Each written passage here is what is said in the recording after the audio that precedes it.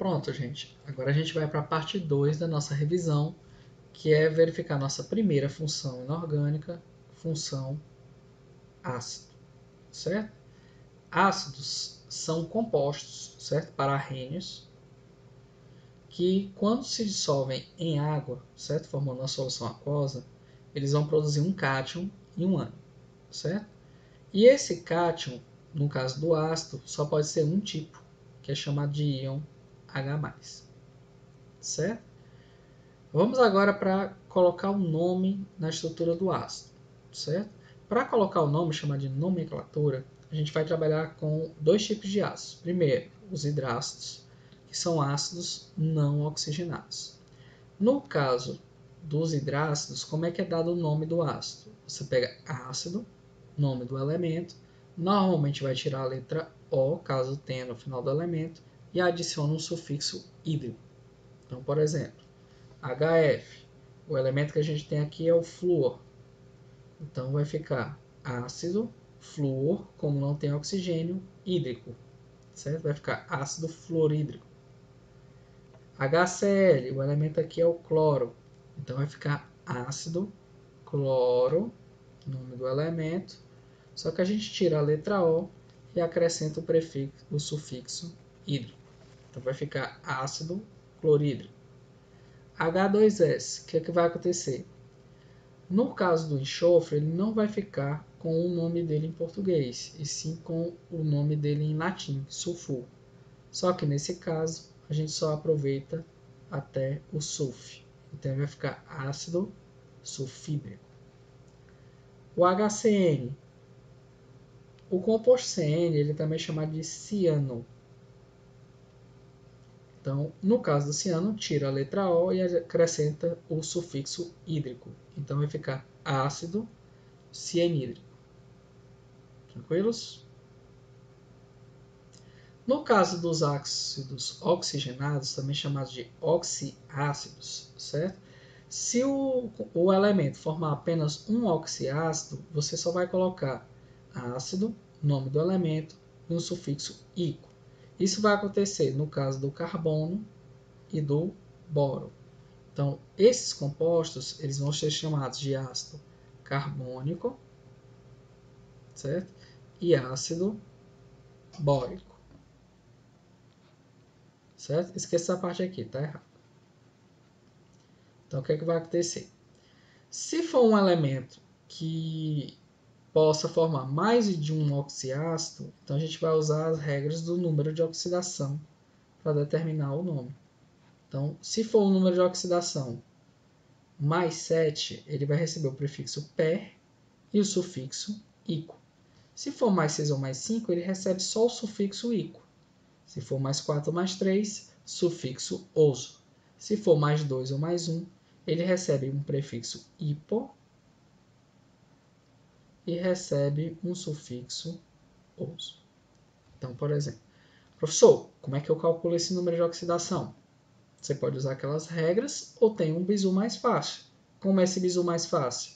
Você vai pegar 2 vezes o número de átomos de oxigênio e subtrair do número de átomos de hidrogênio. Como assim? Por exemplo, HClO. Então você tem um átomo de oxigênio e um átomo de hidrogênio. Então vai fazer 2 vezes 1 menos 1. Isso aqui vai dar mais 1. Olhemos na tabela o que é que diz para o mais 1. O mais 1 é aquele que tem o prefixo hipo e o sufixo oso. O nome do elemento, cloro. Tira a letra O, vai ser chamado de ácido hipocloroso. Se eu modificar o número de átomos de oxigênio, pode ser formado esse composto, HClO2. Nesse caso vai ficar 2 vezes 2, 4, menos 1, 3. No caso para 3, a gente coloca o nome do elemento e ele fica com o sufixo oso. Então, esse nome desse ácido vai ser ácido cloroso. Esse composto agora ele tem 3 átomos de oxigênio. Então, vai ficar 2 vezes 3, 6. 6 menos 1, mais 5. Para mais 5, o sufixo vai ser chamado de ico e não vai haver prefixo. Então, a gente vai chamar o nome do elemento cloro. Colocando um acento aqui, esse ácido vai ser chamado de ácido clórico.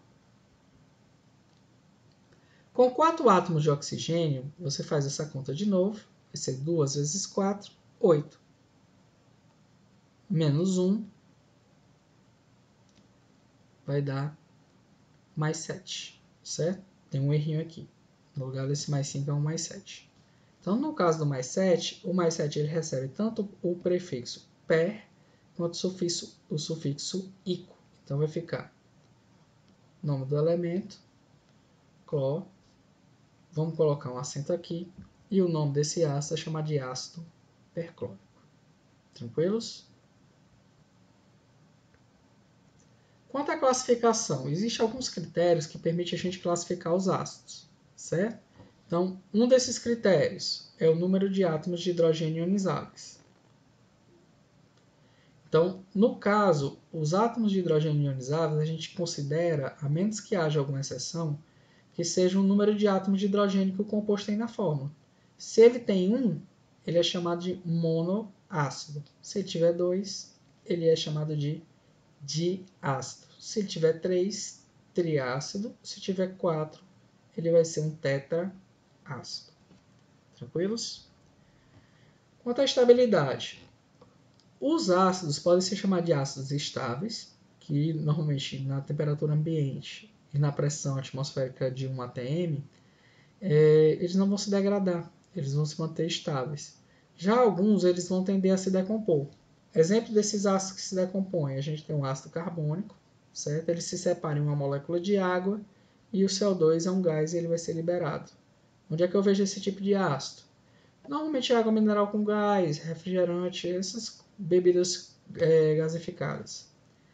O ácido sulfuroso também ele é instável.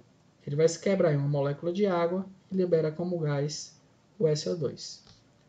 No caso do H2S2O3, ele vai liberar ácido sulfídrico, que é um gás, o cheiro de ovo podre, certo? E o SO2, certo? Ele também vai ser um ácido instável.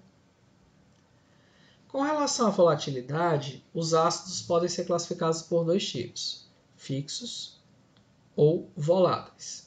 Os ácidos fixos eles têm ponto de ebulição superior a 100 graus Celsius, o que vai implicar que eles vão evaporar mais lentamente do que a água. É o caso do ácido sulfúrico e do ácido fosfórico, certo? O ácido sulfúrico ele é utilizado na parte de baterias de automóveis, certo? Baterias do tipo chumbo ácido. E no caso do ácido fosfórico, ele pode ser um acidulante de refrigerante. Os ácidos voláteis, certo? Eles têm ponto de ebulição inferior a 100 graus e eles evaporam mais rápido que a água. Os ácidos voláteis, por serem muito corrosivos, eles têm que ser trabalhados num ambiente de laboratório chamado de capela, certo? A capela é onde você trabalha com esses reagentes voláteis. Por isso que é importante saber se um ácido é volátil ou não. Quem são os ácidos voláteis conhecidos? A gente tem o ácido fluorídrico e o ácido clorídrico, certo? Entre outros. É sempre bom conferir na embalagem do.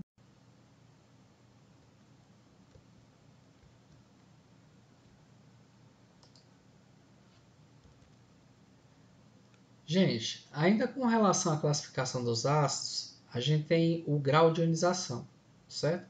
O grau de ionização representado pela letra alfa, ele é uma das classificações mais importantes que um ácido pode ter, porque ele vai determinar se um ácido é forte ou é fraco e o grau de perigo que um ácido tem. Então, o grau de ionização ele é dado pelo número de moléculas que são ionizadas, certo? Dividido pelo número de moléculas que estão dissolvidas, certo? Então, o que vai acontecer aqui? Com relação ao grau de ionização, os ácidos podem ser classificados como fortes, desde que ele seja superior a 50%, certo? Moderados, se o alfa tiver entre 5% e 50%, e fracos, se ele for inferior a 5%. Então, o que vai acontecer aqui? No caso dos hidrácidos, quem são os hidrácidos fortes? O clorídrico, o ácido bromídrico e o ácido iodídrico. Ácido moderado, o HF, que é o ácido fluorídrico. Ácido fraco, o cianídrico e o sulfídrico. Tendências. Professor, será que esses três ácidos aqui de cima, eles têm a mesma força? Certo? A resposta é não. Certo? Existem fatores que determinam quando o ácido é mais forte que o outro. Por exemplo, elementos do mesmo período. Se você tem elementos do mesmo período, quanto maior for a diferença de eletronegatividade, mais forte é o ácido. Ou seja, quanto mais eletronegativo for o elemento ligado ao hidrogênio, mais forte vai ser o ácido. Não é à toa que todos esses ácidos fortes e o moderado, eles vão estar localizados no mesmo grupo da tabela periódica, que é a família 7A. Certo? E quando você tem elementos do mesmo grupo, professor? Quanto maior for a diferença de raio para o hidrogênio que vai ser liberado, mais forte é o ácido. Ou seja, quanto maior o raio, mais forte. Como é que cresce o raio atômico num mesmo grupo, em elementos do mesmo grupo? Ele cresce de cima para baixo. Então, o fluorídrico é para ser o ácido mais fraco deles, certo? Que é o que a gente está vendo aqui. Ele é o único ácido da família que é moderado. Então, o clorídrico já é mais forte que o fluorídrico, o bromídrico mais forte que o clorídrico e o iodídrico mais forte do que o clorídrico. Teoricamente, o HAT, que é o ácido astatídrico, ele é para ser o mais forte. Com relação aos oxiácidos, existe uma relaçãozinha que determina a força do oxiácido. É a diferença entre o número de oxigênios e o número de hidrogênios. Certo? Então, por exemplo, se eu pegar esse ácido aqui, número de oxigênio, 4, menos número de hidrogênio, 2. Então, isso aqui vai dar 2.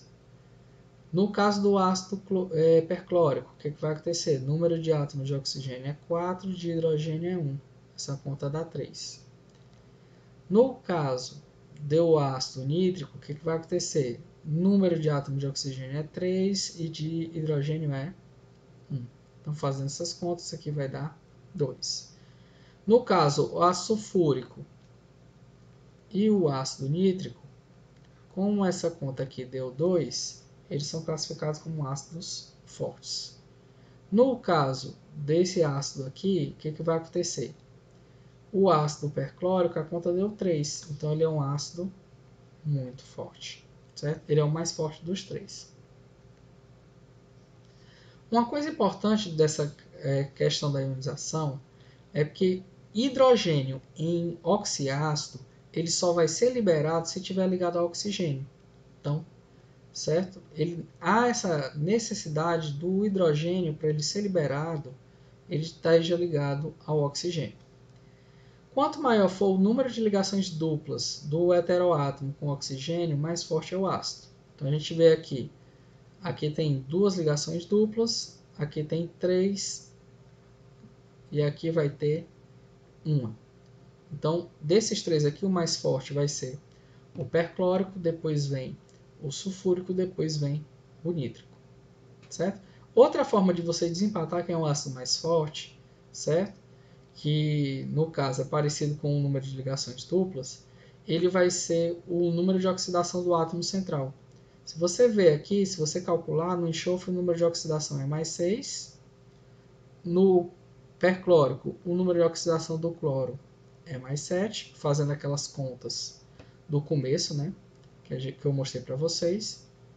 No caso do nitrogênio é mais 5, então vai seguir a mesma ordem de força. O perclórico é mais forte que o sulfúrico, certo? Porque tem um maior número de oxidação. E o nítrico é o mais fraco dos três, porque ele tem o menor número de oxidação do átomo central.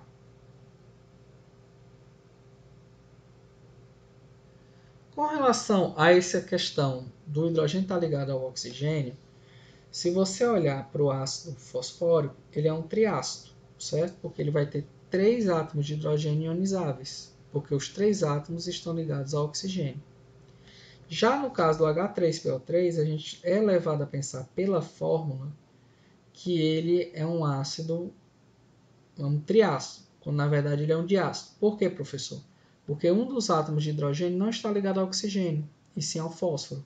Como a diferença de eletronegatividade entre hidrogênio e fósforo é próxima de zero, então essa ligação é difícil de romper. Então só 2 átomos de hidrogênio conseguem ser liberados.